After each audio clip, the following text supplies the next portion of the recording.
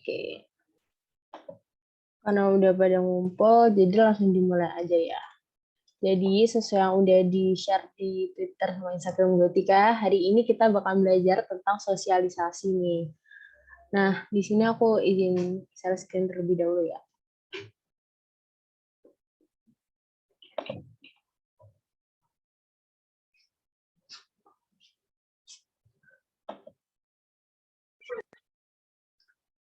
Oke, share screen-nya udah masuk kan? Oke. Oke, udah masuk ya. Nah, jadi hari ini kita bakalan belajar nih tentang proses sosialisasi dan pembentukan kepribadian.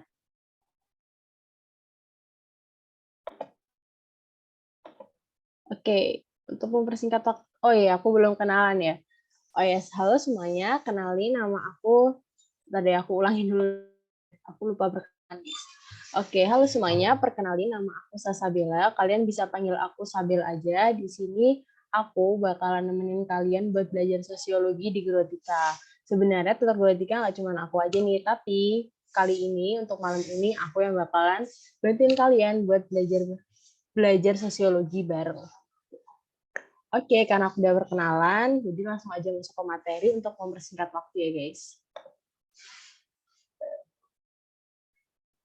Nah, langsung masuk aja nih. Seperti yang udah aku bilang tadi, kalau hari ini kita bakalan mempelajari terkait tentang proses sosialisasi dan pembentukan kepribadian. Nah, kalian sering nggak sih dengar kata sosialisasi, kayak sosialisasi nafsa, sosialisasi terkait tentang pengenalan sekolah. Nah, mungkin nih dari kalian udah terbesit pikiran, apa sih sosialisasi itu? Ada yang mau jawab nggak? Bisa komen mungkin.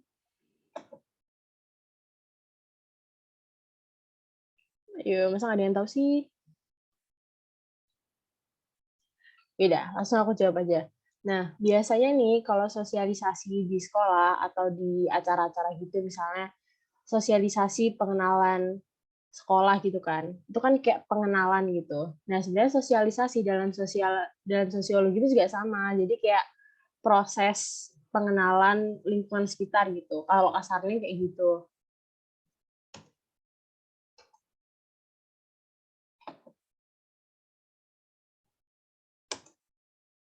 Nah, di sini aku ngasih pengertian sosiologi menurut dua tokoh nih, teman-teman. Biasa yang sering keluar sih di tryout-tryout kayak gitu. Yang pertama ada pengertian sosiologi menurut Quen Jaraningrat, dan yang kedua ada pengertian sosialisasi menurut Peter Alberger. Nah, di sini aku bakalan jelasin satu-satu nih. Nah, sosialisasi menurut Konjaraningrat itu adalah seluruh proses di mana seorang individu sejak masa kanak-kanak sampai dewasa berkembang, berhubungan, mengenal, dan menyesuaikan diri dengan individu-individu lain yang hidup dalam masyarakat sekitarnya. Nah, kalau misalnya kalian lihat nih, perhatiin keywordnya, sebenarnya pengertian dari Konjaraningrat ini ada di sini nih. Proses menyesuaikan diri dengan individu-individu lainnya. Sedangkan menurut Peter Alberger, sosialisasi adalah proses di mana seorang anak belajar menjadi seorang anggota yang berpartisipasi dalam masyarakat. Nah, kalau misalnya menurut Peter Alberger ini, keywordnya ini ada di sini nih. Seorang anak belajar menjadi seorang anggota. Kalau misalnya ditarik kesimpulan, pengertian dari Kojaraningrat sama Peter ini, sosialisasi itu memiliki makna proses setiap individu dalam mempelajari kebiasaan, nilai, atau norma yang ada di lingkungannya. Kenapa harus dipelajarin? Biar kita tuh bisa diterima sebagai anggota masyarakat tersebut. Kayak gitu. Nah, karena di sini kan udah ditekenin tuh kata belajar. Belajar untuk menjadi seorang anggota dalam masyarakat tersebut. Kalau misalnya dalam belajar, pasti kan kita bakal melalui beberapa tahapan nih. Nggak mungkin dari TK langsung SMA. Pasti ada SD, ada SMP. Nah, sama sosialisasi itu juga kayak gitu. Ada tahapan-tahapan yang harus dilalui biar kita bisa menyesuaikan diri dan menjadi anggota masyarakat tersebut secara sempurna dan secara utuh. Nah, tahapan sosialisasi dalam sosiologi ini dibagi oleh George Herbert Mead. Nah, dia itu adalah salah satu tokoh sosiolog nih yang membagi tahapan-tahapan dalam sosialisasi. Yang pertama ada tahap persiapan atau preparatory stage. Nah, di mana tahapan ini tuh sebenarnya kalau aku bilang gampangannya tuh tahap meniru. Tahap meniru. Jadi kayak misalnya kita kan tumbuh kembang tuh dari bayi ya, dari bayi sampai kita dewasa. Nah, tahap persiapan ini biasanya terjadi pas kita tuh masih anak kecil, masih balita atau masih umur 3 tahun, 2 tahun yang masih belajar ngomong. Misalnya mama kalian nih ngajarin kalian ngomong, ayo panggil mama, panggil mama. Nah, nanti kan si anak itu kan bakalan ikut-ikutan manggil mama. Nah, itu kayak meniru. Nah, itu salah satu contoh tahapan persiapan. Lalu yang kedua, ada tahap meniru atau play stage. Nah, kalau yang tadi tuh menirunya tuh meniru yang diajarkan kan. Kalau misalnya meniru yang play stage ini tuh eh, meniru perilaku orang dewasa. Tapi mereka nggak tahu nih apa yang ditiru. Contohnya apa ya? Contohnya itu misalnya kayak gini, kalian umur anak TK deh, umur 5 tahun kayak gitu ngelihat orang tuanya jadi dokter. Terus mereka main tuh dokter-dokteran gitu kan, pakai stetoskop, pakai suntik-suntikan, acting ada pasiennya gitu. Mereka menirukan peran orang tua mereka sebagai dokter, tapi mereka tuh nggak ngerti sebenarnya tuh peran dokter dalam masyarakat tuh apa sih, peran sesungguhnya tuh apa sih, mereka tuh nggak tahu, mereka cuma tahu, oh dokter ngobatin aja, udah, artinya cuma kasaran gitu aja. Nah, kalau misalnya si anak itu udah tahu nih perannya dokter tuh untuk menyelamatkan masyarakat, untuk menyelamatkan nyawa seseorang gitu kan. Aku mau jadi dokter biar kesehatan Indonesia maju gitu. Nah, itu berarti anak tersebut sudah masuk ke tahap siap bertindak atau game stage. Nah, jadi kalau misalnya perbedaannya antara play stage dan game stage ini, kalau di play stage tuh mereka nggak tahu tuh peran mereka tuh apa sebenarnya, cuma bisa niru aja. Kalau misalnya di game stage, itu mereka udah tahu tuh peran sesungguhnya tuh apa, dan kenapa alasannya gitu. Nah, kalau misalnya udah ngerti perannya apa, terus dia benar-benar berusaha, dia masuk fakultas kedokteran misalnya, dia udah jadi dokter, terus dia uh, apa mengabdi pada masyarakat biar kesehatan masyarakat itu berkembang. Nah, itu udah masuk ke generalized orders. Jadi tahap penerimaan norma kolektif. Sebenarnya kalau misalnya secara kasarannya itu udah masuk ke proses pendewasaan gitu. Jadi kalau misalnya prosesnya itu gampangannya dari bayi kita cuman niru apa yang diajarin orang tua, kalau misalnya di tahap play stage itu kita niru peran, udah meniru peran. Kalau misalnya di game stage itu kita sudah mengerti peran yang kita tirukan. Kalau misalnya tahap penerimaan norma kolektif atau generalize itu kita udah menjalani peran tersebut. Sampai sini kira-kira ada yang mau ditanyain nggak?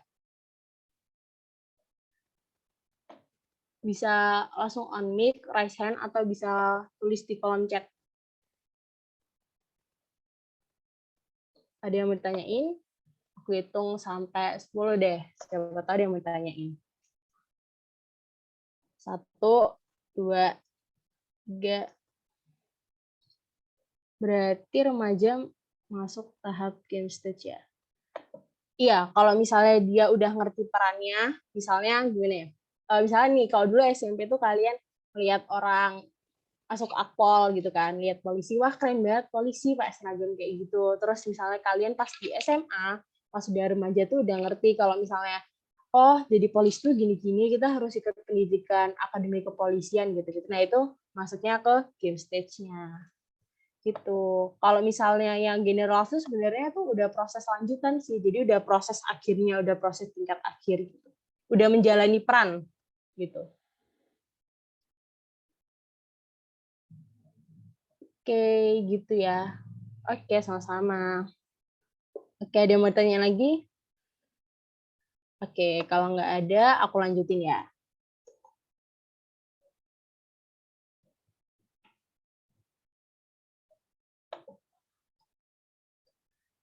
Nah, kan tadi kita bahas tuh pengertian dari sosialisasi itu apa, terus kayak tahapannya tuh apa.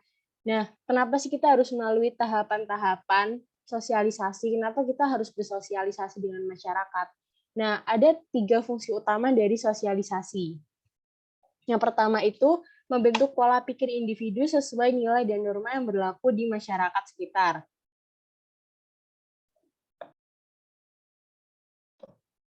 Nah, sorry. Nah, membentuk pola perilaku individu sesuai nilai dan norma yang berlaku itu gimana maksudnya? Nah, sesuai yang udah dibahas di pengertiannya tadi tuh, di mana sosialisasi itu merupakan proses di mana kita tuh mempelajari nilai, norma, atau adat yang berlaku dalam masyarakat itu. Biar apa? Biar diterima. Jadi kita tuh membentuk pola perilaku kita sendiri yang sesuai dengan adat di masyarakat tersebut biar diterima. Kalau misalnya dia keterima, kita dapat ikut serta nih dalam menjaga integrasi masyarakat. Kok bisa ikut menjaga integrasi itu? Kenapa tuh? Nah, misalnya gini, kalau dalam sebuah perdesaan atau sebuah kelompok ada yang normanya atau adatnya tuh nggak sesuai sama kita, kan pasti kita kayak kurang suka kan sama individu ini. Nah, fungsinya sosialisasi itu untuk mencegah hal itu, teman-teman. Jadi integrasi antara masyarakatnya itu tetap terjaga. Sehingga keteraturan dalam masyarakat pun juga terjalankan dengan aman, damai, sentosa gitu. Jadi kalau misalnya aku ringkas lagi nih, kenapa sih sosialisasi itu penting? Biar kita tuh tahu nilai dan norma dalam masyarakat, sehingga kita dapat diterima menjadi anggota masyarakat tersebut, sehingga integrasi masyarakat pun terjalankan, kayak gitu. Nah, selain kalau fungsi utama, tadi juga ada nih tujuan-tujuannya. Kenapa sih harus sosialisasi itu kayak harus tetap terjalankan sampai sekarang, kayak gitu kan. Nah, tujuannya itu yang pertama untuk mewariskan nilai dan norma kepada generasi penerus. Jadi tuh misalnya kalau misalnya kita punya anak nih, kalau misalnya kan kita pasti mengajarkan kan gimana sih etika, adat. Nah, itu tuh salah satu contoh mewariskan nilai dan norma kepada generasi penerus kita. Kalau misalnya nggak ada sosialisasi ya nilai dan normanya tuh nggak bakalan tersampaikan kayak gitu.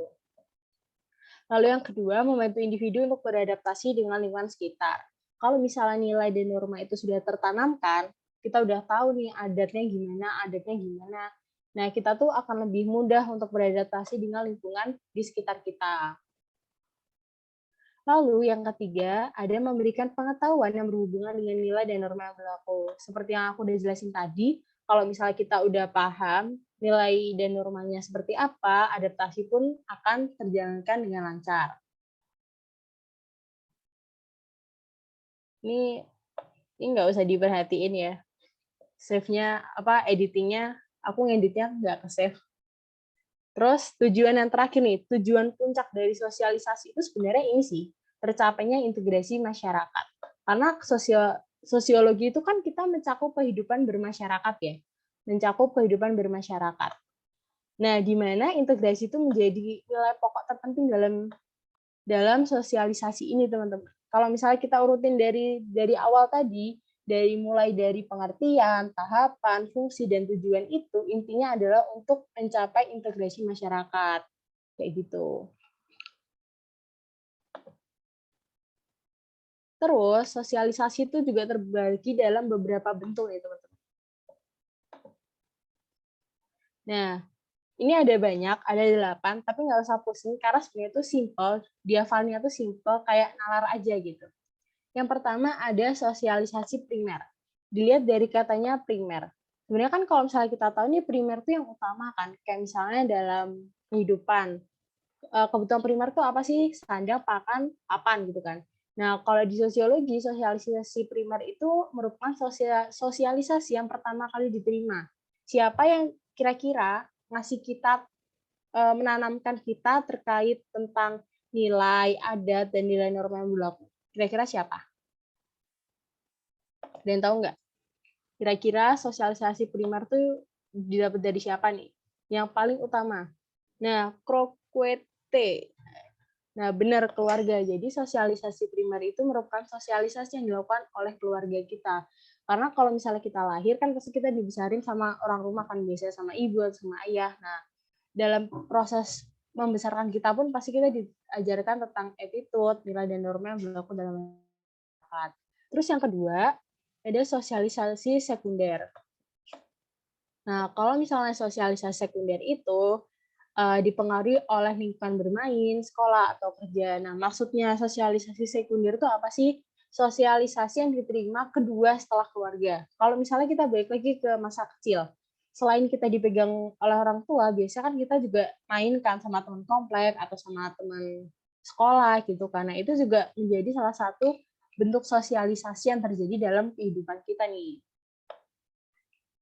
Terus yang berikutnya ada sosialisasi represif. Nah, sosialisasi represif ini memiliki tujuan untuk mencegah perilaku yang menyimpang. Nah, jadi gampangnya itu represif itu adalah sosialisasi yang bentuknya tuh maksa kita buat jangan sampai kalian tuh ke jalan yang salah gitu. Biasanya biar tidak menuju ke jalan yang salah tuh ada dua jenis imbalan yang diberikan. Yang pertama ada rewards atau penghargaan atau hadiah gitu. Lalu yang kedua ada hukuman. Aku kasih contoh biar gampang dibayanginnya. Misalnya nih untuk mencegah perilaku menyimpang ya, misalnya dalam hal narkoba nih. Kita kan sering tuh diajarin tentang narkoba, jauhi narkoba. Kalau misalnya nggak mau cepat meninggal gitu, sayang nyawa kalian jauhi narkoba gitu. Nah, buat orang yang tetap melanggar dan menggunakan narkoba, dia dapat apa? Pasti dapat hukuman dong. Mereka dipenjara ya kan, entah 10 tahun, entah 20 tahun. Nah, hukumannya mereka itu berupa penjara dan juga sanksi sosial biasanya kayak dikucilkan, dijauhi kayak gitu. Nah, kalau misalnya reward itu seperti apa? Misalnya kalian tuh dituntut orang tua kalian kayak gitu. Pokoknya kamu harus dapat nilai 8 ya, misalnya kayak gitu. Pokoknya sosiologi kamu harus 9 kayak gitu. Nah, setelah kamu dapat nilai 9, itu tuh kamu bakal dikasih hadiah, misalnya kamu bakal dibeli laptop baru. Nah, itu sebagai reward kamu karena kamu udah melaksanakan kewajiban kamu untuk mendapatkan skor 9 dalam sosiologi. Nah, kurang lebih kayak gitu. Lalu berikutnya ada sosialisasi partisipatoris, di mana sosialisasi ini mengutamakan keaktifan individu dalam sosialisasi. Kalau misalnya yang aku contohin represif tadi, orang tua kalian maksa, pokoknya sosiologinya harus 9. Kalau misalnya yang sosialisasi partisipatoris, sifatnya itu lebih kayak diskusi. Misalnya nih, terkait tentang universitas. Kamu mau ditanyain mau jurusan apa, mau masuk universitas yang apa, kenapa, terus dicari jawabannya bareng. Kalau misalnya orang tuanya itu bersifat represif, pasti mereka tuh maksa. Misalnya pokoknya kamu harus masuk jurusan hubungan internasional, kamu nggak boleh jurusan yang lainnya. Pokoknya cuma boleh hubungan internasional aja, titik nggak pakai koma. Nah itu namanya represif, karena sifatnya memaksa. Kalau misalnya diajak berdiskusi, lebih baiknya tuh gimana, jurusan apa, nah itu masuk ke partisipatoris. Jadi kelihatan banget ya perbedaannya, teman-teman. Terus selanjutnya ada sosialisasi secara formal. Kalau kayak gini pasti aku yakin udah kebayang banget sosialisasi secara formal itu jelas sosialisasi yang dilakukan melalui lembaga formal, misalnya sekolah. Loh, terus bedanya sosialisasi sekunder sama formal itu apa? Itu tuh sebenarnya dilihat dari yang menjalani sosialisasinya itu loh. Kalau misalnya dalam bentuk sekolah itu tergolongnya sosialisasi yang dilakukan secara formal. Kalau misalnya dilakukan dengan kelompok bermain atau peer group misalnya kayak kita gitu kan. Nah, itu termasuknya sosialisasi non formal. Karena kita tuh bukan benar-benar lembaga yang kayak sekolah yang benar-benar terikat sama peraturan ketat. Nah, itu udah masuknya ke non formal. Jadi kalau misalnya perbedaan yang formal dan non formal itu, kalau formal itu biasanya memiliki aturan yang ketat. Kayak misalnya kalau di sekolah kita harus pakai seragam, kita harus pakai sepatu hitam. Nah, kalau misalnya di Kinetika kan kalian nggak harus datang misalnya 6:30 kalian udah harus di sini udah masuk ke Zoom, kalian harus pakai kemeja kan kita nggak mau mewajibkan kayak gitu tuh, kurang adanya aturan yang ketat. Nah itu udah masuk ke sosialisasi yang bersifat non formal. Lalu berikutnya ada sosialisasi langsung, yaitu sosialisasi yang dilakukan secara langsung. Kasarannya itu dilakukan secara face to face. Jadi kalau misalnya kita ketemu langsung, misalnya kita meet up nih, misalnya aku sama siapa ya, aku sama Afifah Fitriani nih, kita meet up di Jogja yuk, meet up di mana di Malioboro. Nah itu terjadi sosialisasi langsung, face to face gitu. Kalau misalnya kayak kita tuh tergolong sosialisasi tidak langsung. Berarti gimana? Sosialisasi yang melalui perantara. Misalnya kayak sekarang ini kita lagi sosialisasi tentang pembentukan kepribadian. Nah, kita kan melalui via Zoom nih, melalui media online. Nah, itu berarti disebut sosialisasi yang tidak langsung. Gitu teman-teman. Jadi walaupun banyak, tapi sebenarnya itu simple dan gampang dihafal bentuk-bentuk sosialisasi tuh. Nah, dari bentuk-bentuk sosialisasi ada yang mau ditanyain nggak? Kan karena ada banyak tuh jenisnya, mungkin ada yang bingung atau gimana gitu. Boleh banget loh kalau mau tanya. Ada yang mau tanya nggak nih? Aku hitung sampai 5 ya. 1, 2, 3, 4, 5. Oke, belum ada yang tanya, guys. Oke, kita lanjut ke materi berikutnya. Nah, dari bentuk sosialisasi ini, dalam sosialisasi itu, ada orang-orang yang membantu proses sosialisasi ini terjalankan. Disebut dengan agen sosialisasi. Nah, agen sosialisasi ini ada 5 secara umum. Yang pertama ada keluarga, ada sekolah, ada kelompok bermain, lingkungan kerja, dan juga media massa. Nah, kalau keluarga itu seperti yang udah kita bahas tadi, keluarga merupakan agen sosialisasi yang mendorong terjadinya sosialisasi primer karena biasanya itu kalau keluarga itu membentuk ciri khas pribadi kita. Jadi biasanya gimana kita itu terbentuk karena didikan orang tua kita. Misalnya kita diajarkan buat nggak sopan sama orang, nggak diajari sopan santun, ya udah kita sampai besar bisa jadi nggak tahu sopan santun gitu kan. Tapi misalnya dalam keluarga kita udah dibiasain ngucapin makasih, ngucapin tolong, atau sopan santunnya tuh diajarin banget. Nah, kedepannya kita juga bakal jadi orang yang kayak gitu. Jadi sesuai sama apa yang dididik sama orang tuanya. Biasanya kayak gitu. Tapi di sisi lain juga ada faktor-faktor eksternal yang mempengaruhi kepribadian seseorang. Misalnya kayak sekolah. Walaupun misalnya di rumah tadi kita nggak diajarin sama keluarga kita tentang sopan santun, tapi di sekolah sebagai agen sosial yang membantu kita dalam bersosialisasi, kita diajari nih sopan santun tuh kayak gini, kalian tuh harus bilang makasih. Nah, kepribadian individu ini bisa berubah dari yang sebelumnya itu nggak tahu sopan santun jadi tahu sopan santun kayak gitu. Nah, kalau misalnya kelompok bermain, itu sama kayak sekolah kurang lebih ya. Cuman bedanya itu kalau sekolah tadi formal, kalau misalnya kelompok bermain itu non formal. Nah, kelompok bermain juga masuk nih ke agen sosialisasi. Kelompok bermain itu bisa berupa kayak teman sebaya atau teman tidak sebaya, ya itu tergantung ya. Tapi intinya kelompok bermain itu ya kita main sama siapa, mempengaruhi kita enggak gitu. Kenapa kelompok bermain itu masuk agen sosial? Emangnya penting? Jawabannya penting banget.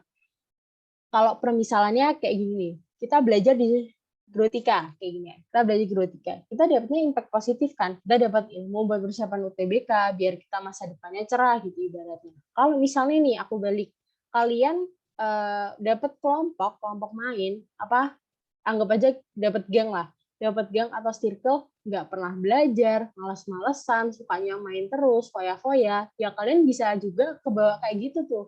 Nah, jadi kelompok bermain itu adalah hal yang sensitif apalagi di zaman sekarang. Jadi buat teman-teman jangan sampai salah milih pergaulan. Lanjut ke lingkungan kerja. Ya, lingkungan kerja itu biasanya sosialisasi tahap lanjut sih saat kita udah menjalankan peran tadi. Misalnya misalnya di sini ada yang cita-citanya mau jadi diploma gitu kan, amin. Nah, misalnya dia menjadi diploma gitu kan, terus udah masuk lingkungan kerja, terus kayak terpengaruh sama orangnya yang kritis-kritis, nah terus jadi ke bawah. Nah, itu kan kayak udah fase lanjut lah, fase dewasa gitu. Udah menemukan jati diri yang sebenarnya biasanya.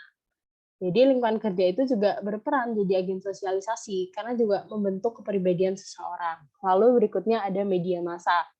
Kalau zaman sekarang siapa sih yang nggak pakai media massa? Kayak setiap hari bisa scrolling Instagram, bisa scrolling scrolling Twitter gitu kan. Nah, kenapa masuk agen sosialisasi kan cuma media massa? Sadar nggak? Kadang tuh kita tuh scrolling aja gitu kan. Kita tuh itu tuh bisa ngerubah kepribadian kita. Misalnya kita tuh awalnya tuh pede-pede aja, nggak ada tuh kata insecure.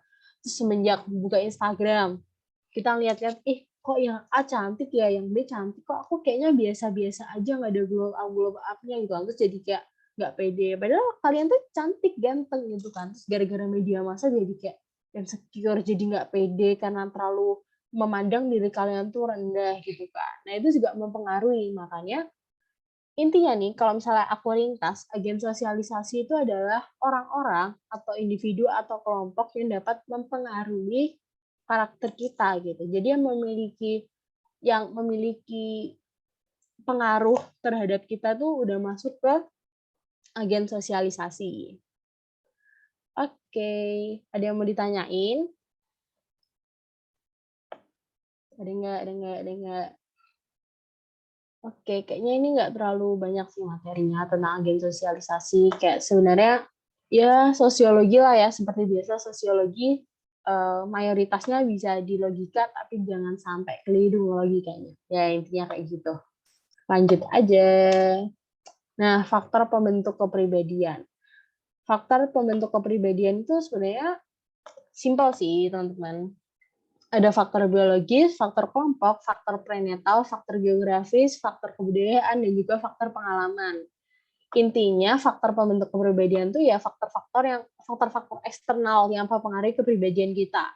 Misalnya faktor biologis tuh gen. Permisalan kayak gini sih.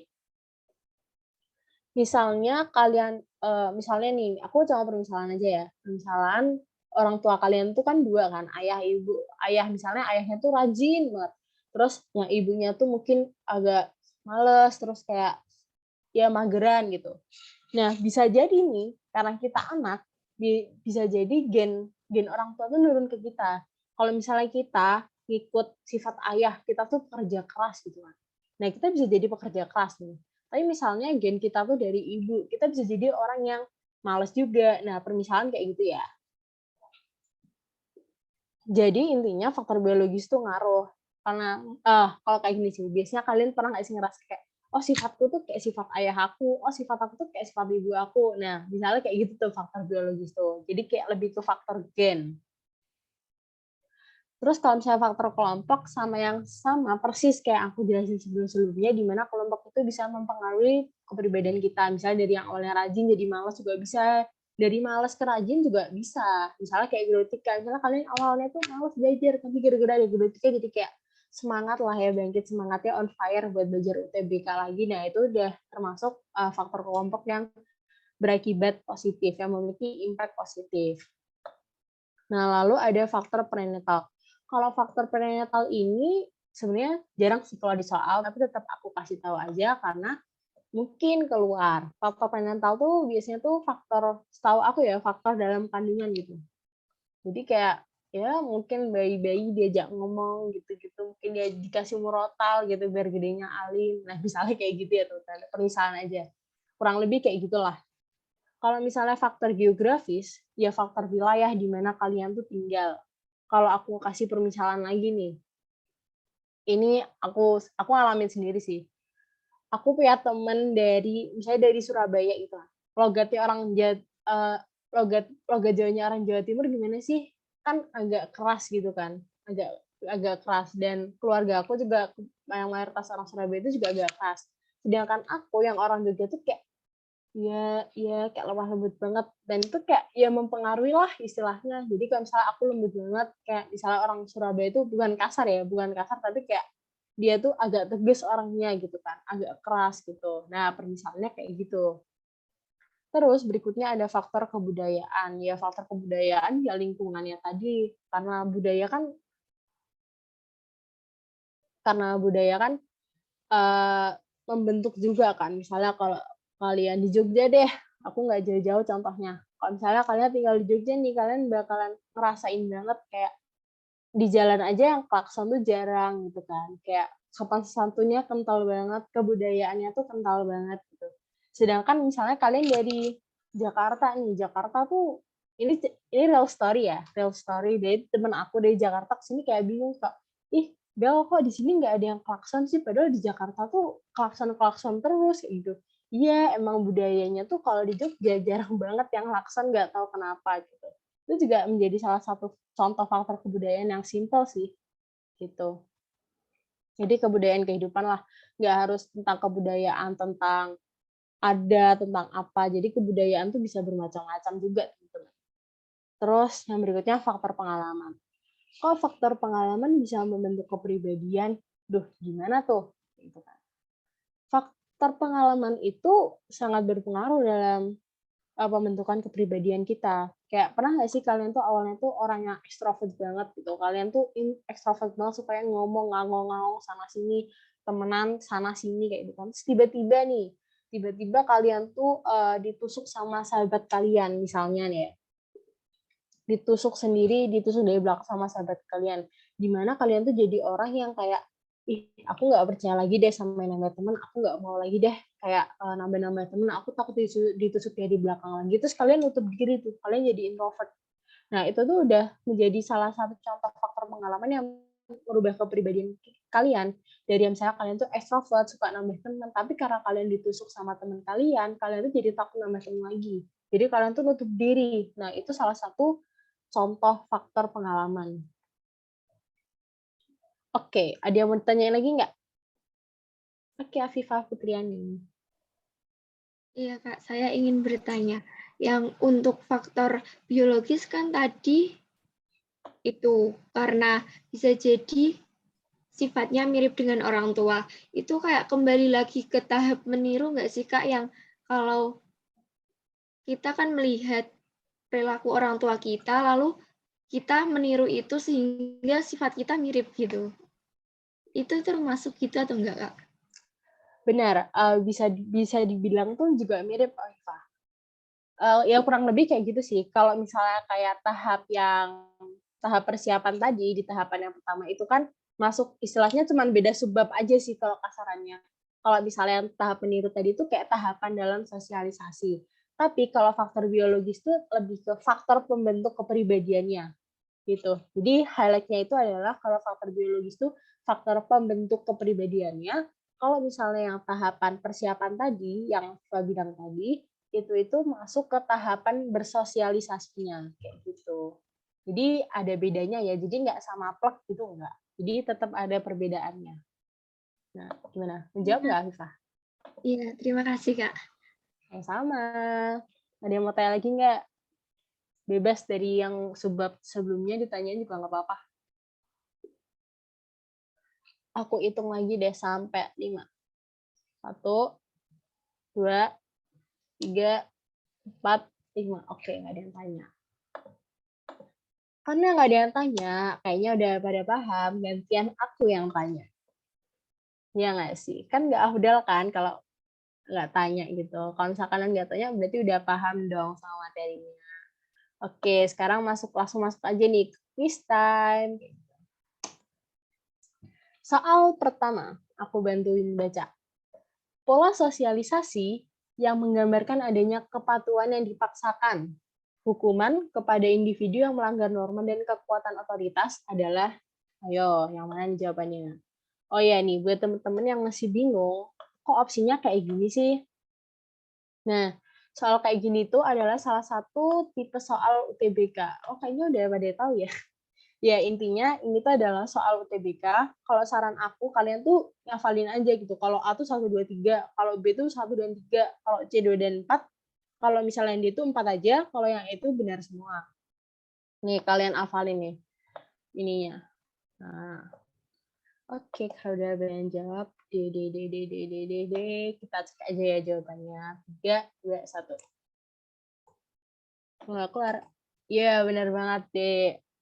Kenapa sih represif gitu kan? Nah, keywordnya itu adalah kepatuhan yang dipaksakan, hukuman, kayak itu kan.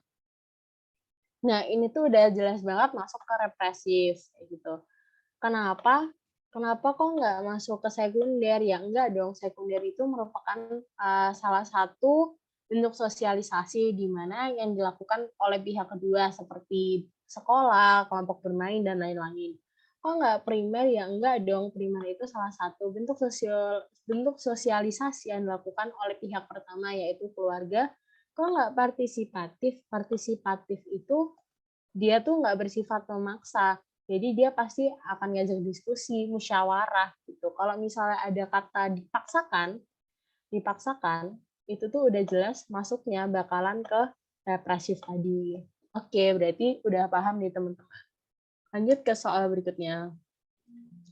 Agak panjang ya, jadi aku bantuin baca biar kalian nggak ngantuk-ngantuk gitu bacanya.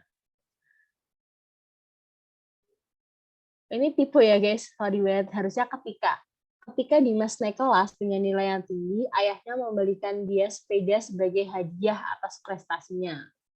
Sebab ayahnya ingin Dimas belajar tentang pencapaian yang dihubungkan dengan reward sebagai bentuk sosialisasi antisipatoris keluarga tersebut. Ayo, ada hadiah, ada reward, ada antisipatoris. Apa tuh? Oke, Afifah jawab A. Ayo coba lainnya coba jawab dulu dong. Kan nggak asik kalau nggak nyoba. Nyoba dulu dong. Oh iya, aku lupa ngasih tahu nih. Di sini mungkin ada yang belum tahu ya. Soal kayak gini juga merupakan salah satu tipikal soal UTBK, di mana kalau A itu pernyataan benar, alasan benar yang berhubungan. Kalau yang B itu pernyataan benar, alasan benar tapi tidak berhubungan.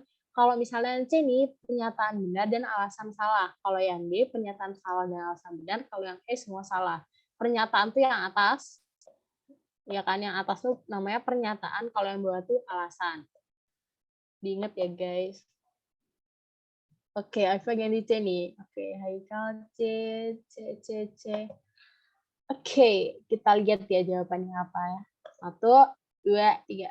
Ya, bener banget guys, jawabannya tuh C. Nah, di sini aku kasih tahu keyword-keywordnya. Udah aku highlight sih dari tadi. Ada hadiah, ada reward. Nah, kok reward tuh bukannya masuk ke reward itu bukannya masuknya tuh ke represif ya kayak gitu kan, atau represif atau pasifatoris nih Kak gitu kan. Nah, kalau misalnya di word di sini sebenarnya itu bentuknya itu adalah represif teman-teman, karena sifatnya tuh memaksa, yaitu dia menekankan pada rewards-nya tadi kayak gitu kan. Jadi bukan bentuk antisipatoris. Nah, di sini pasti ada yang bingung nih. Gak tau sih, mungkin ada yang bingung. Antisipatoris itu apa kayak gitu. Nah, antisipatoris ini merupakan salah satu persiapan sosialisasi untuk individu menerima suatu peran yang baru. Nanti deh ada di soal berikutnya bakalan dijelasin contohnya juga.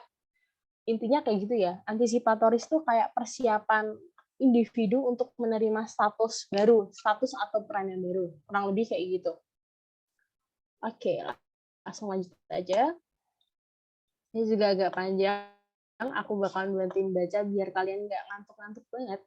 Sebelum menduduki jabatan kepala sekolah, seorang calon kepala sekolah diwajibkan mengikuti pendidikan dan pelatihan mengenai kepemimpinan dan manajemen sekolah. Pendidikan dan pelatihan bagi calon kepala sekolah dikategorikan sebagai sosialisasi antisipatoris. Sebab sosialisasi antisipatoris bertujuan untuk mempersiapkan individu ketika mengalami perubahan status dan peran yang baru. Ayo teman-teman, jawabannya apa? Aku bantuin ingat, kalau misalnya A itu pernyataan benar, alasan benar, tapi berhubungan. Kalau misalnya yang B, itu pernyataan benar, alasan benar, tapi nggak berhubungan. Kalau misalnya yang C itu pernyataan benar, alasan salah. Kalau yang D, pernyataan salah, alasan benar. Kalau misalnya yang E itu semuanya salah. Ayo, jawab. Gap A, croquet. Itu berarti gimana sih croquet? Jawabannya A. Ayo, mana lagi nih? Udah aku spill tadi di depan. Ayo, ayo, ayo. Oke. Untuk mempersingkat waktu, aku spill aja deh. Karena aku baik hati dan gak sombong. Aku spill aja jawabannya benar banget A. Seperti yang udah dijelasin tadi nih. Nah, contoh antisipatoris itu kayak gini. Ada pendidikan dan pelatihan. Misalnya kalian pengen jadi polisi atau jadi tentara, kan kalian bakalan akmil dan akpol dulu. Dimana kalian tuh bakalan dilatih untuk mendapatkan peran yang baru. Peran seperti apa sih? Ya peran kalian sebagai polisi atau tentara negara Indonesia ini. Jadi kayak ditanamin peran-perannya gitu. Oke, kita lanjut ke soal berikutnya. Lembaga pemasyarakatan dan rumah sakit jiwa dikategorikan sebagai institusi total. Sebab pada keluarga lembaga tersebut terjadi proses resosialisasi yang radikal mengubah perilaku seseorang melalui pengisolasian dari masyarakat serta kegiatan-kegiatan terstandarisasi oleh aturan-aturan yang jelas dari pihak-pihak yang berkepentingan.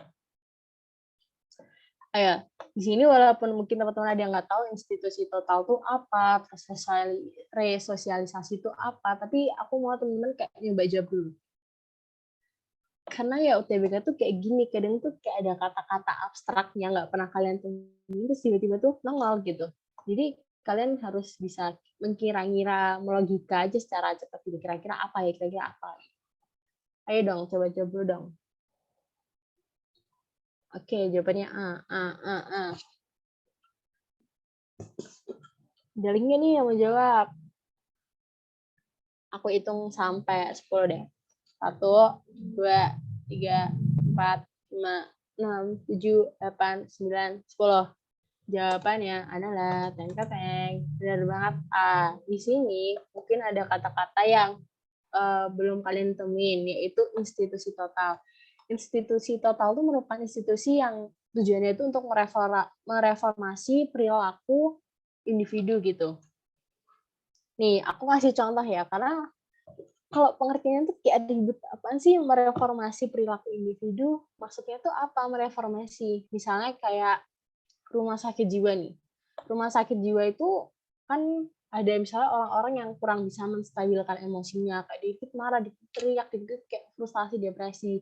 Nah, kalau di rumah sakit jiwa tuh bakalan di di di bakalan diisolasi nih, pengisolasian. Bahkan bakalan ditaruh di rumah sakit jiwa di mana bakalan diterapi, bakalan dibantu untuk membentuk perilaku individu yang normal gitu, yang dimana individu itu bakalan bisa menstabilkan emosinya, meminimalisir depresi atau tekanan gitu. Nah di rumah sakit jiwa tuh bakalan digituin. Nah kenapa kalau misalnya rumah sakit jiwa atau tempat rehabilitas tuh dijauhkan dari orang lain gitu? Kenapa harus diisolasi? Biar mereka tuh reformasi pembentukan perilaku individunya tuh biar bisa kuat gitu. Jadi kalau misalnya direhabilitasi, kenapa kok di tempat rehab? Kenapa nggak dibiarin aja? Bayangin aja orang lagi narkoba, habis kena narkoba dilepas ke alam bebas. Bisa jadi dia bakal narkoba lagi kan. Nah, kalau misalnya di rehab itu disengaja diisolasi, ditempatin terpisah dari orang luar, biar mereka tuh tertanam dulu tuh hidup biasa tanpa narkoba. Mereka tahu dampak buruknya narkoba itu sebenarnya apa gitu. Jadi benar-benar mereformasi individu itu. Nah, kurang lebihnya tuh kayak gitu. Oke, di sini nggak kerasa. Ini udah sebenarnya pertanyaan terakhir aku sih. Oh, oke, aku lupa sesuatu untuk nge-spill kalian tentang resosialisasi. Nih, resosialisasi itu sebenarnya ada temennya, yaitu desosialisasi, teman-teman. Kalau apa sih bedanya? Kalau misalnya desosialisasi itu merupakan pencabutan identitas seseorang dari suatu kelompok. Kalau resosialisasi itu adalah pemberian identitas yang baru. Nah, di sini bedanya intinya kalau desosialisasi itu pencabutan, resosialisasi itu penanaman. Misalnya apa ya, kok definisinya ribet banget. Secara gampangnya, desosialisasi itu gini, kalian tuh lulus SMP, status kalian jadi anak SMP tuh bakalan dicabut. Kalian nggak bakal lagi tuh keluar-keluar ditanyain, kamu anak apa? Anak apa? Kamu kelas berapa? Nggak mungkin kan kamu jawab SMP lagi karena kamu udah lulus. Oh enggak, saya udah SMA gitu kan. Nah, di SMA itu biasanya kita ada MOS nggak sih? Apa sih namanya kalau sekarang? Masa orientasi sekolah. Nah, sekarang kan ada masa orientasi sekolah kayak itu kan. Nah, itu kan sebenarnya sebagai salah satu media untuk pemberian identitas yang baru, di mana kalian tuh ditanamin juga nih nilai-nilai jadi siswa SMA tuh gimana sih? Nah, kurang lebihnya tuh kayak gitu. Itu udah masuk ke resosialisasi. Gampangannya gitu aja, nggak usah ribet-ribet. Kalau desosialisasi itu pencabutan status, kalau resosialisasi itu penanaman identitas, penanaman status, kayak gitu. Oke, kalau dari aku tuh segitu aja. Tapi di sini aku mau tanya dulu nih, ada pertanyaan nggak? Soalnya sebenarnya sosialisasi itu sebenarnya sosialisasi itu gampang materinya. Maksudnya bukannya menggampangkan, tapi sebenarnya bukan materi yang sebenarnya ribet banget, mungkin kayak nilai dan norma atau mungkin penyimpangan sosial buat materi kedepannya. Tapi di sini aku mau ngasih tahu juga jangan sampai kejebak juga kayak gitu. Karena seperti biasa sosiologi itu tampak gampang tapi menjebak juga teman-teman. Jadi aku mau selalu ngingetin nih, jangan pernah menganggap remeh apapun babnya, apapun materinya, apapun soalnya tentang sosiologi. Karena kadang kita yang menggampangkan malah kita yang terjebak sendiri, ya nggak sih? Nah, di sini aku mau tanya kalian ada pertanyaan nggak yang mungkin kayak masih bingung-bingung, misalnya kayak masih bingung desosialisasi itu apa atau resosialisasi itu apa, ada yang masih bingung nggak? Soalnya kayaknya aku tadi nambahin beberapa istilah baru sih di pertanyaannya, jadi takutnya masih ada yang bingung nih. Ayo, ada yang mau tanya nggak?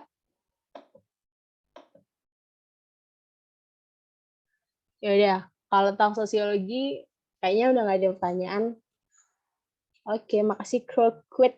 Sekarang mau tanya, kalian ada yang punya pertanyaan nggak nih tentang apapun deh, SNMPTN, UTBK, PBU, UM, aku jawab juga deh. Ada nggak? Bisa nggak ada? Ada yang tanya dong. Ada nggak yang mau tanya? Sosiologinya susah. Oke, Fatur, makasih pertanyaannya. Kalau aku mau cerita, bukannya nakut-nakutin ya. Kemarin sosiologi aku itu lumayan susah karena kebanyakan di luar ekspektasi aku. Kalau aku tuh belajarnya kayak penanaman konsep kan sama penerapannya di kehidupan aku tuh gimana gitu. Ternyata ya kalau di UTBK aku kemarin tuh ditanya itu tokoh-tokoh, terus teori kayak gitu kan. Nah terus aku kayak, hah ini teorinya siapa? Ini tokohnya siapa? Aku nggak salah sempat dapat foto juga disuruh nyebutin ini tokohnya siapa. Nah, karena itu kalau misalnya kalian nonton Growtika Class yang sosiologi, aku selalu ngasih tokoh-tokoh, gambar tokoh-tokoh, dan aku selalu ngingetin juga, kayak kalau misalnya kalian bisa ngafalin, kalian hafalin aja kayak gitu. Karena UTBK tuh benar-benar soal gaib, nggak ada kisi-kisinya, kayak tiba-tiba keluar aja gitu. Nah, ya itu, kayak aku kemarin, aku nganggapnya kayak, ih tokoh-tokoh apaan sih, kayaknya juga yang keluar 1-2 aja, yang paling keluar tuh Sujono Sukanto, terus apa koin Jalaningrat paling kayak gitu doang. Ternyata yang keluar tuh kayak yang detail-detail gitu loh guys. Jadi kayak makanya aku sekarang kalau misalnya nutor, aku selalu nyempilin foto-foto tokoh dan namanya dan juga teorinya. Karena aku takutnya mungkin sosial UTBK besok juga sama kayak aku. Jadi biar kalian gak senasib sama aku gak bisa ngerjain. Jadi aku ngebantu kalian buat tahu siapa sih tokoh-tokohnya, kayak gimana sih muka-mukanya. Nah kayak gitu guys. Makasih Fatur udah nanya. Aduh, ini pasti yang lagi operator tuh anak betul UGM. Oh ya, karena tadi aku sempat nyinggung kan tentang Grow Class. Nah, aku di sini ngasih link YouTube juga. Kalian bisa ngecek di sana. Kalau misalnya aku juga, kalian bisa tonton video terkait tentang sosiologi bab kemarin, yaitu tentang interaksi sosial, di mana aku juga nyatuin tokoh-tokohnya. Dan mungkin kalian masih agak bingung juga sama beberapa materi dari ekonomi, sejarah, gitu kan, atau geografi di YouTube-nya Growtika juga ada guys, jadi kalian bisa review. Satu lagi buku kuning penting nggak sih? Oke ini buat kalian yang nggak tahu buku kuning, aku sekarang masih nyimpen. Aduh gak kelihatan ya. Nah ini nih intinya ada gimana sih? Yaudah buku kuning inilah. Kayaknya kita wajib mahasiswa ambis. Oh, buku kuning. Nih, aku kasih review buku kuning ya, guys. Jadi, aku dulu TBK tuh pakai yang biru Saintek nggak sih? Aduh, nggak tahu deh. Aku tuh pokoknya aku cerita dikit nih. Pas TBK, aku tuh pakai 2 buku. Yang pertama, ada 3 buku aku pakai. Yang pertama ada SKS, terus aduh aku ambilin aja deh. Sekalian review buku, guys. Unboxing. Nah, terus The King, sama aku pakai Wangsit, gitu kan.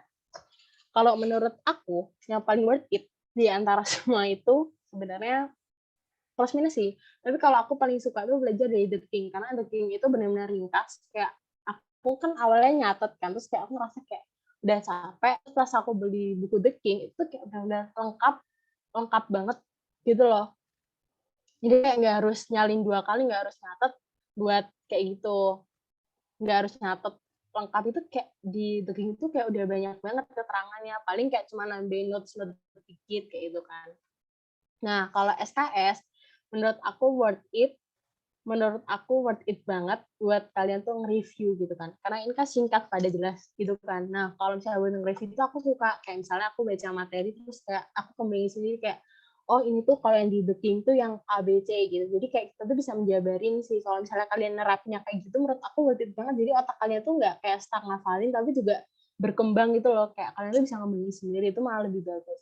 Kalau wangsit yang harganya super super mehong kalau menurut aku itu worth it di latihan soalnya sih. Jadi kayak kalian nggak usah capek-capek nyarinya di latihan soal dari sumber sana sini, karena di wangsit itu kayak kalau nggak salah per babnya itu bener-bener kayak 100 lebih, biasanya 100 sampai 200-an lebih kayak gitu. Iya, namanya juga pawang soal solid. Gimana sih? Pawang soal sulit, pasti itu susah. Tapi malah kalau menurut aku suka di Wangsit itu kayak gitu, karena UTBK itu nggak gampang juga gitu. Bisa dibilang gampang, bisa dibilang enggak. Makanya kalau ngerjain Wangsit itu tertantang. Bener, Wangsit juga, oh ya, jadi kalau aku ngerjain Wangsit, aku biasanya ngecek jawaban itu 2 kali. Kalau misalnya jawabanku beda sama Wangsit nih terutama, misalnya aku A, Wangsit jawabnya B, aku koreksi ulang tuh nggak cuma nyontek kayak kunci jawabannya, oh jawabannya tuh B, enggak, aku kayak aku survei dulu, karena Wangsit tuh kadang sesat guys, jabaran penjawabannya tuh kadang salah, suka keliru. Kayak nggak boleh gitu guys. Tips and trick buat TBK, bentar. Yes, wangsit so mahal. Kapan-kapan bansos dong. Basos. Tip and trick OTBK. Oke, aku spill aja. OTBK itu sebenarnya dibilang susah enggak, dibilang gampang juga enggak. Kalau misalnya pengalaman aku sama teman-teman aku, kan beda-beda. Persesi itu soalnya beda-beda. Bahkan setiap hari mungkin bisa beda-beda. Nggak tahu berapa tipe soal yang dibuat sama LTMPT gitu kan. Kalau misalnya aku jujur kemarin sosiologi itu susah, tapi pas aku ngomong sama temanku, soalnya dia tuh gampang, kayak aku tuh aku belajar ini loh, aku belajar itu loh, misal aku tuh bisa kayak gitu. Jadi emang susah-susah gampang gitu. Makanya kalau menurut aku tips and triknya adalah kalian tuh memperluas wawasan. Jadi nggak cuma kayak stuck di materi buku SKS, The King aja gitu kan. Nggak cuma kayak gitu aja. Jadi tuh kayak harus benar-benar ngeluas. Kalau misalnya dulu aku baru sadarnya itu pas udah mau mendekati UTBK, pas terawatnya itu udah mulai susah tuh. Wah, kayaknya aku kayak harus ngeluasin wawasan aku gitu. Aku dulu mungkin bisa aku ngebantu dikit ya, siapa tahu buat itu kalian. Aku biasa baca Tirto ID. Nah, biasanya tuh aku kayak keywords-nya tuh misalnya sosialisasi. Nah, itu kan biasanya keluar artikel-artikel banyak tuh di Tirto ID. Dan itu juga maksudnya legal guys, maksudnya emang bukan asal-asalan gitu loh, biasanya emang udah jelas, dan biasanya aku gunain Tirto ID buat bantu-bantu sumber pengetahuan sih, karena cukup worth it juga, jadi juga lumayan ngebantu. Jadi mungkin kalau misalnya kalian mau nyoba baca Tirto ID buat memperluas wawasan kalian tuh juga boleh, aku rekomen banget sih. Tips and trick buat UTBK, terus dalam materi atau langsung dulu. Kalau aku combine sih, tips and trick dan UTBK yaitu kalian harus memperluas wawasan kalian, karena UTBK itu emang kadang soalnya random, kadang jelas, kadang juga abstrak gitu kan. Terus kalau menurut aku tetap kunci utamanya itu adalah perdalam materi sih.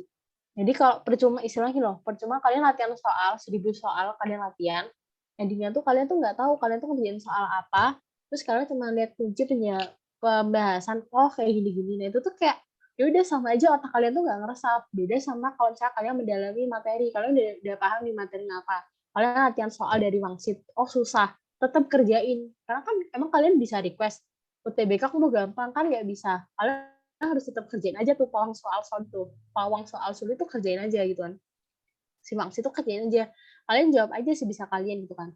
Oh salah, terus kalian cek tuh, jangan cuma cek di jawabannya wangsit, karena kadang sesat guys.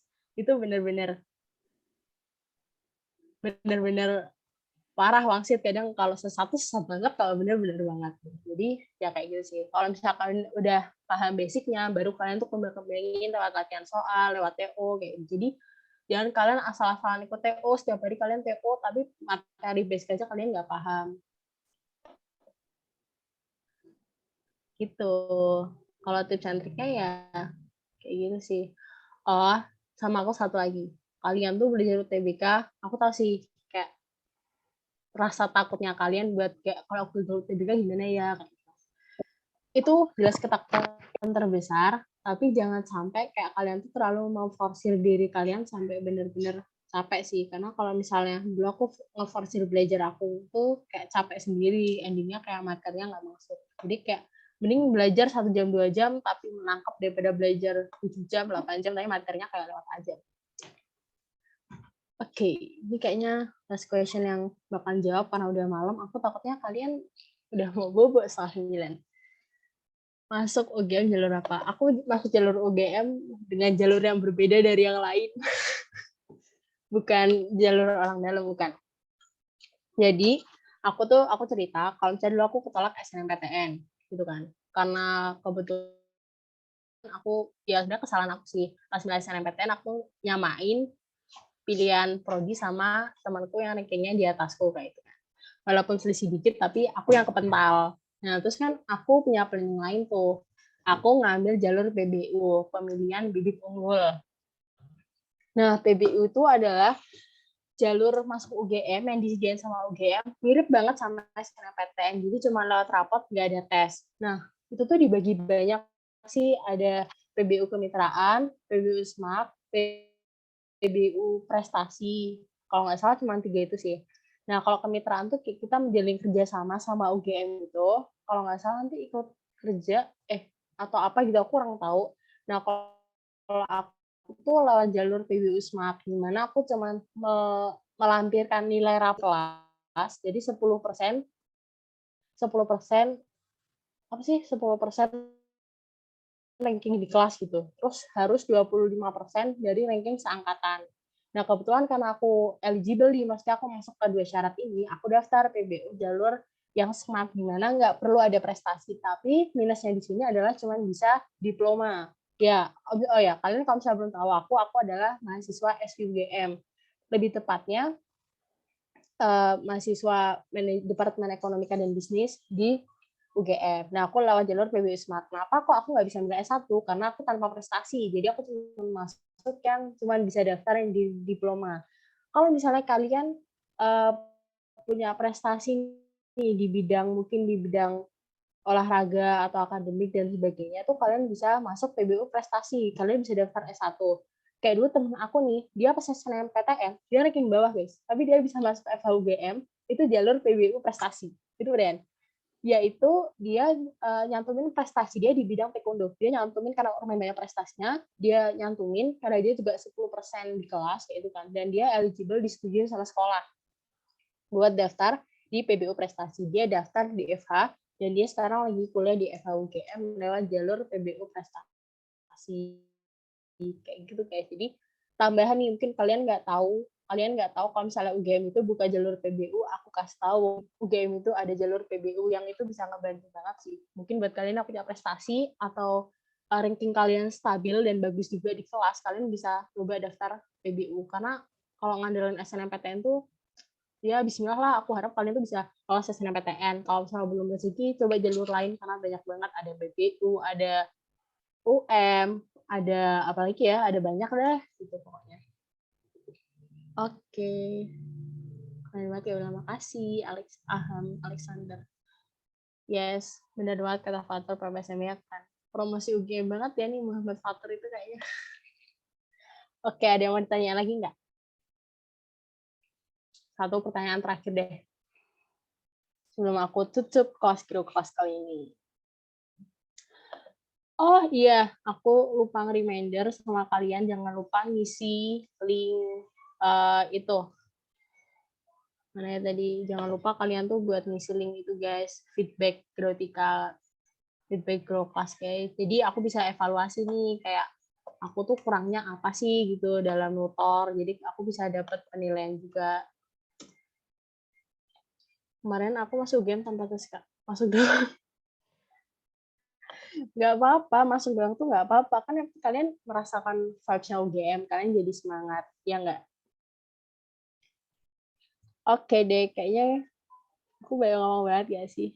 Tapi nggak apa-apa, thank you kayaknya. Oh, ya jangan lupa, besok, ini pengumuman penting guys. Jadi besok tanggal 20, Grotika juga ngadain kelas ekonomi, di mana tuh kalian tuh keren banget, ada Asya sama Hilwa.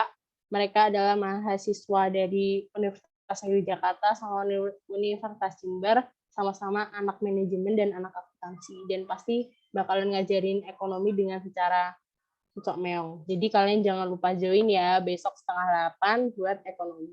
Oke, makasih semuanya udah join. Aku tutup ya grup kelas kali ini. Oke, terima Kurang kasih, Kak. lebihnya. Terima kasih, Kak. Iya, kurang lebihnya mohon maaf. Semoga ilmunya bermanfaat dan kalian ingat. Nanti buat PowerPoint-nya, kalau misalnya kalian butuh, kalian bisa cek di Google Drive-nya Grotika yang ditaruh di description box-nya YouTube-nya Grotika. Di situ ada PPT lengkap dari Grotika. Jadi kalian bisa buat bahan belajar juga. Semangat semuanya. Kalau misalnya ada yang mau pertanyaan, oh ya, kalian kalau misalnya ada pertanyaan bisa DM aku deh. Aku input itu Twitter. Atau kalian ada pertanyaan gitu. Oke, bisa DM kalau ada pertanyaan soal aku bisa bantu, aku bantu. Semangat semuanya. Oke, Kak, makasih. Sehat selalu. Makasih juga, Fatur. Sehat selalu juga.